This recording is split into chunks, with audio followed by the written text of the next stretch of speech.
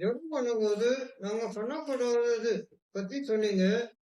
பண்ணக்கூடாத வேற ஏதாவது இருக்கா? பண்ணக்கூடாத 2வது காரியம், ஜெபம் நம்மள பரிசுத்தவானாக மத்தவங்களுக்கு காட்டுறதுக்காக அதை யூஸ் பண்ணக்கூடாது.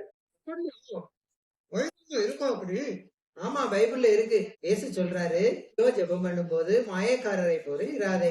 அவர்கள் ஜெப ஆலயங்களிலும் மனுஷர் காணும்படியாக வீதிகளின் சந்துகளிலும் நின்று ஜெபம் பண்ண விரும்புகிறார்கள். அவர்கள் தங்கள் பலனை அடைந்து தீர்ந்தது என்று உனக்கு மெய்யாகவே சொல்லுகிறேன். நீயோ ஜெபம் பண்ணும்போது அறை வீட்டுக்குள் போய் கதவை பூட்டிக் கொண்டு அந்தரங்கத்தில் இருக்கிற உன் பிதாவை நோக்கி ஜெபம் பண்ணு. அப்பொழுது அந்தரங்கத்தில் இருக்கிற உன் பிதா வெளியரங்கமாய் பலன் அளிப்பார். ஜெபம் உன்னை மத்தவங்க மனசுல வைக்கிறதுக்காக இல்ல, ஜெபம் உன்னை தேவனுடைய மனசுல கொண்டு போய் வைக்கிறதுக்கு. அப்படியா அங்கிள்? நானும் மற்றவங்களுக்காக நல்ல எடுக்கிறதுக்கு ஜெபம் பண்ணாங்க.